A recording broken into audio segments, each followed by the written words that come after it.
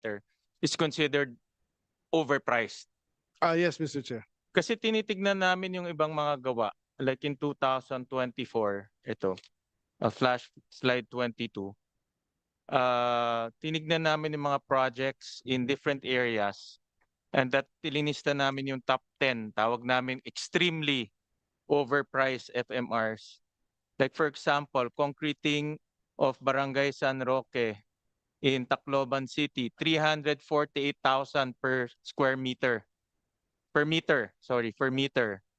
Concreting of Barangay Lagyo in Camarines Sur, 263 per meter. Concreting of Barangay Ubihan, saan ba ito? Maykawayan City, 193,000 per meter.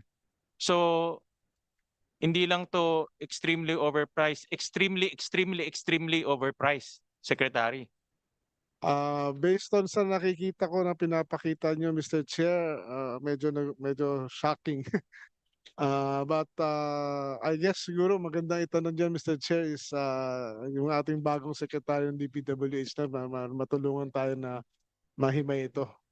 Mr. Chair. Hindi nyo ho na sa DA kasi itong mga farm to market roads are part of your agriculture agenda.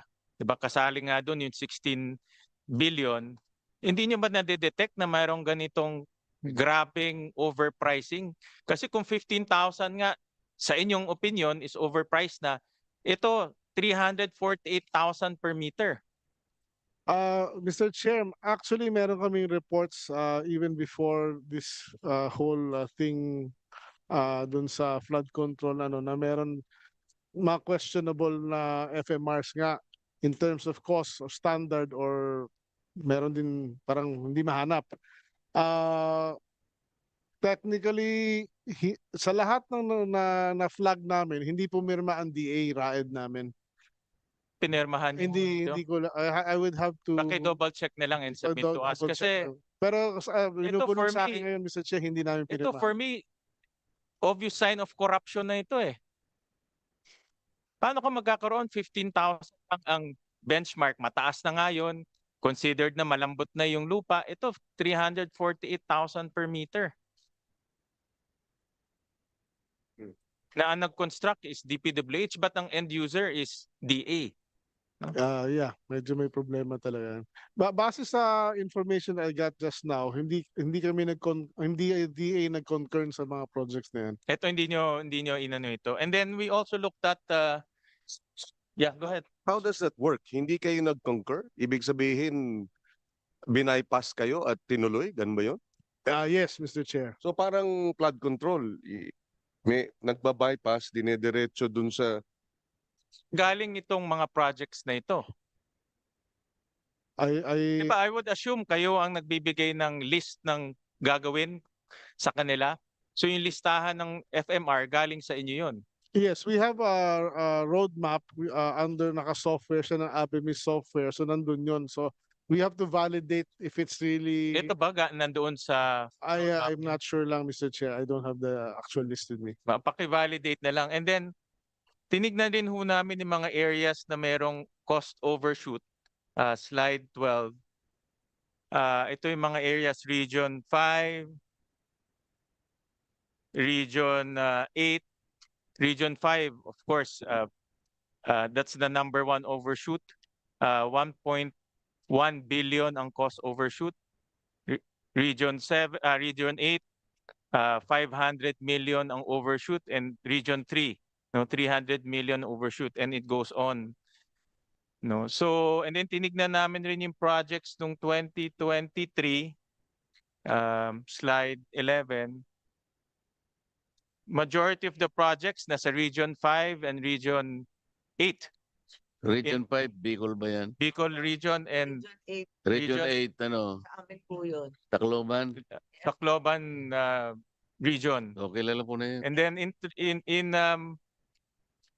2024, next, ganon rin, slide 10. Region 5 and Region ang top-notchers. No? And then tinignan din namin kung sino yung mga nakakakuha ng kontrata in 2024. And ito pinadala niyo ho to galing galing to sa DPWH. Slide 13. Three of which nasa top 15 yung pinangalanan ni Presidente na top 15 contractors na nakakuha ng 20% ng total flood control projects. No, yung tatlo doon nasa top 15. Obviously, Highton, ito yung construction company na connected kay Saldico. So tingin ko hindi naman coincidental na ang pinakamalaking nakakakuha ng FMR is Region 5. Tapos pangatlong pinaka maraming nakuhang kontrata is connected kay Saldico. Tingin ko hindi ho coincidental ho 'yun. No? Nare-review ba ho to ng Department of Agriculture? Kasi end user ho kayo. That's my point. Kayo, at the end of the day, kayo ang end user.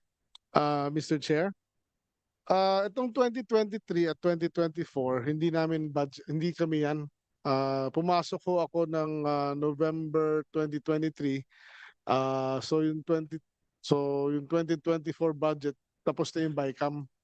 So yung 2025 lang yung amin actually. So itong mga naman nanalo na to, ang bidding process is DPWH and lahat.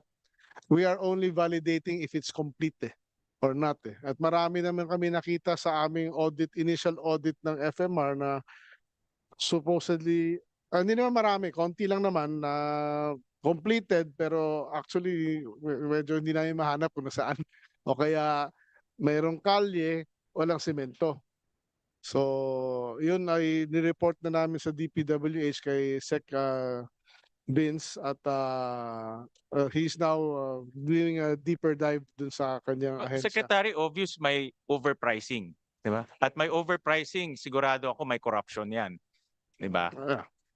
Kasi ang layo, 15,000 to 300,000, sobrang layo. Ang pangalawang tanong ko, meron bang ghost project based on your inspection? Sa initial, we just started, Mr. Chair, we just started auditing end of July 30 As of now, meron kami nakita sa Davao Occidental na ghost pero 2021-2022 projects yun na ghost. Meron din sa Zamboanga City na ghost. So far yun pa lang ang initial.